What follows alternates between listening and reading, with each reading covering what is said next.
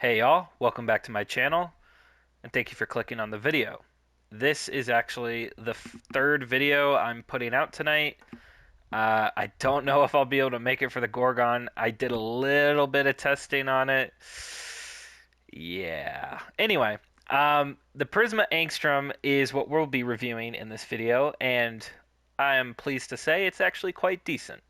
I think it turned into something pretty interesting, and we'll be going over that in the video here.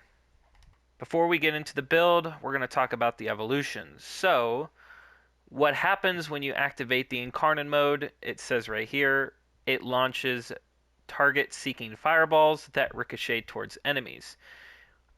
It has a little bit of homing, but it's not as strong as, say, the Miter. It's there, but it's somewhat weak. The ricochet effect is very present, and to be honest, it should provide a seizure warning with this weapon because of how crazy the light show gets. If you use this weapon, I recommend you use like an energy palette that isn't so blinding. But for the first evolution, I went with the plus damage and then plus additional damage with overshields. And as you see, I'm running Protea here. Very, very easy to get overshields with Protea by just holding down her 1. And for the second one, we're going to go with the reload speed. Now, if you notice with some of the Incarnon modes, when you activate the Incarnon mode, it automatically reloads it when you exit it. So let's say you burned all your ammo, you activate Incarnon mode, right? And then you use that ammo. When you get out of it, your original ammo reserves should already be reloaded. That, for some reason, is not happening with the Angstrom. I think it's a bug, so be aware of that. Plus, the reload speed is really nice because, unfortunately, to activate Incarnon mode, you do need to get headshots with this thing. However, it's not as bad as it sounds, but if you happen to miss, that extra reload is pretty nice. And then for the last one, we went with critical chance because this weapon is heavily weighted into status.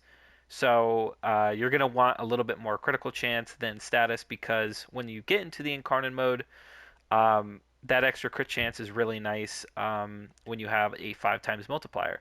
And 72% status in the Incarnon mode is also very good. Now, as far as the mod setup, I don't have a ribbon for this weapon, so, rejoice, viewers, no worries.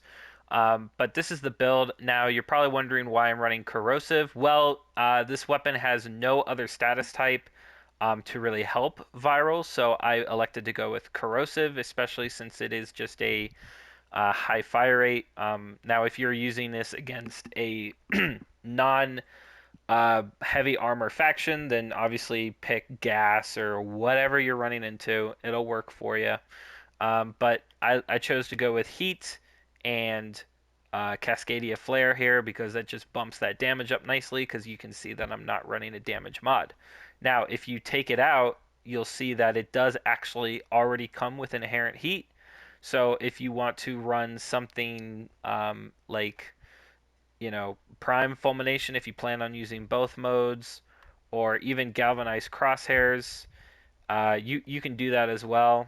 It's very easy to slot in here, not too bad. Because again, we're not at 100% crit chance. And then with galvanized crosshairs, you might be able to hit some orange crits. But again, it's up to you, whatever you want to do, or a Bane mod, whatever you're looking for. So, how does the weapon behave? Well, we're going to activate our overshields here and spawn some corrupted heavy gunners. These are the enemies that I like to test against. Now, as you see, you can just walk right up to them, shoot them in the face, and it gives you full Incarnon bar right there. All right, so when you activate it, like I said, it is very bright, so use something that is not going to blind you. All right, here we go.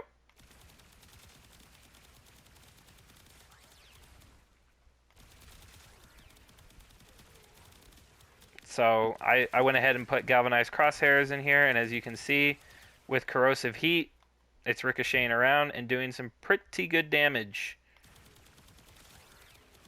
Now, galvanized crosshairs is a galvanized mod that you can actually pick up from playing Arbitration, and Cascadia Flare, if you don't have it, is also available in the Zarmon. from, you guessed it, what's his name? The guy who gives you the incarnate weapons. So, I mean, right here you can see it does pretty good work against these dudes.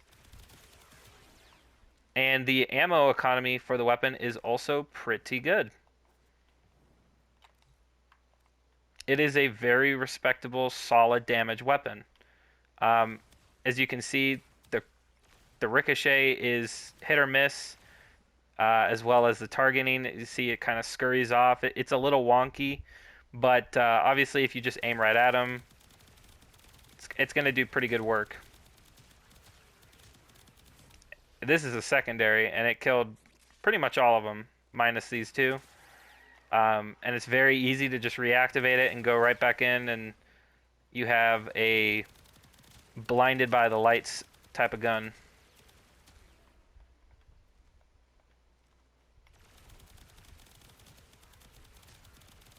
It's almost like a shooting star. It's kind of cool. But yeah, that's the weapon. It's fantastic. You should definitely farm it or buy it if you got the plat. And that brings us to the end of the video. Thank you so much for watching. I hope you enjoyed.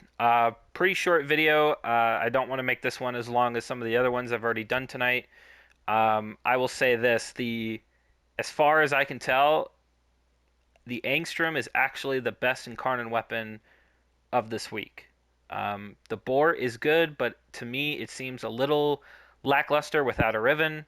The Gamma Core, you could probably say the same thing. The Incarnon mode is very, very niche. If you go watch that video, it should be out by the time this one comes out. You should watch all of them, honestly, because I go into depth about what I think about the weapon and how it performs against, enemies like this. I tend to, only test the corrupted heavy gunners because they're the toughest enemies that you normally find. I could test against infested and corpus all day, but to me that's not a really good representation of where the weapon can struggle. Of course, depending on what your build situation is and what kind of mods you have. So that's the Angstrum. Like I said, thank you so much for watching. Leave a comment down what you think of the weapon or the weapons of this week, and I'll catch you in the next one. Peace out.